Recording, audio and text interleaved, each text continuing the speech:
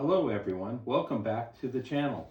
Today I wanted to make a follow-up video because after nearly 2 years of troubleshooting my Whirlpool front loader washer, I finally solved the E1 F3 error. If you've been watching my previous videos, you know the washer has been a challenge. I want to document everything I tried so hopefully someone else can save time and money. The model Whirlpool WFW92HEFWO. The symptoms were E1F3 error code. Occasionally F5E2 error code happened because I would reach in and unlock the door without letting it go through its full cycle. Other times the clothes were still soaking wet. Sometimes it finished the spin cycle and then displayed the error. Other times it would stop during the cycle. Because the problem was intermittent, it made diagnosis very difficult. Here's everything I tried before replacing the control board. I cleaned the drain pump and filter in debris trap, which is located in the underside of the washer. You have to reach it, get to it through the back. I found some debris, cleaned it out thoroughly, and the washer worked for a short period of time before the error code returned. Next, when I was down there, I replaced the drain pump. Since the clothes were sometimes coming out wet, I suspected the drain pump might be weak. After replacing it, the washer improved temporarily, but E1 F3 error came back. I cleaned the pressure sensing tube, which is located back in here,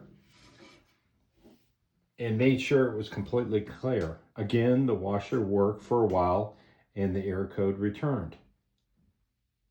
Next, I replaced the pressure sensor, which is located right here. Later, I purchased and installed a genuine OEM Whirlpool pressure sensor, hoping that would fix the problem. So I bought an aftermarket one first, and then I used an OEM. Neither permanently solved the problem. I reduced the amount of detergent. I discovered I had been using more detergent than necessary. I switched to using much less HE detergent and stopped relying on Load and Go, which is a system located in here. The Load and Go has been taken out. This reduced the soap buildup, but it still did not eliminate the odor. I inspected and reseated all of the connectors on the control board. The control board's right here. That was suggested that there could be oxidization or poor electrical contact that could cause intermittent communication problems. I unplugged each connector, inspected them, and plugged them back in. The washer worked for several loads. I honestly thought I had finally fixed it. Unfortunately, after several unsuccessful loads, the E1 F3 error returned again. At this point, I knew the problem was deeper than a loose connection. The final order. I ordered a genuine OEM Whirlpool main control board. After installing this new board, I tested the washer multiple times. Since replacing the control board, no E1 F3 errors, no F5E2 errors. Washer completes every cycle. Clothes come out properly spun. Washer operates normally. After almost 2 years of troubleshooting, replacing the main control board finally solved the problem.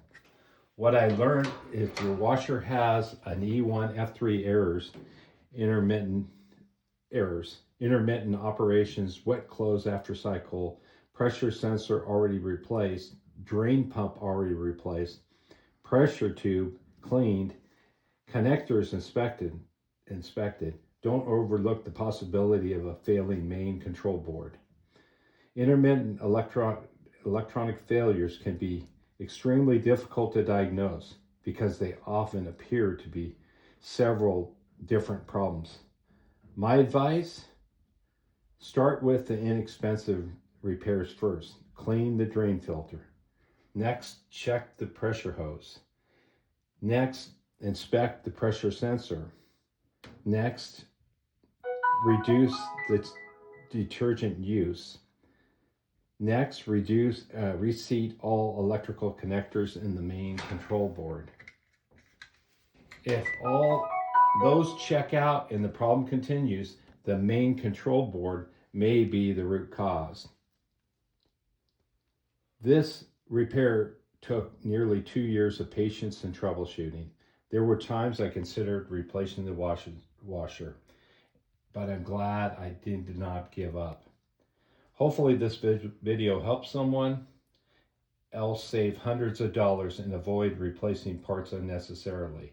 If this video helps you, please leave a comment describing your symptoms. It may help someone else with the same problem.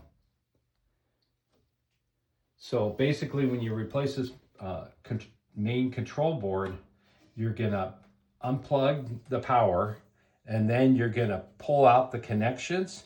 There's like 4 connections on it. Just make sure you take a picture of it before you do it, and then you slide this off and you replace it with a new board. I actually got my board from the good guys at appliancepartspro.com. They had the exact model. The box said Whirlpool factory replacement, so I knew I got a OEM board. I placed it and everything's been working really well.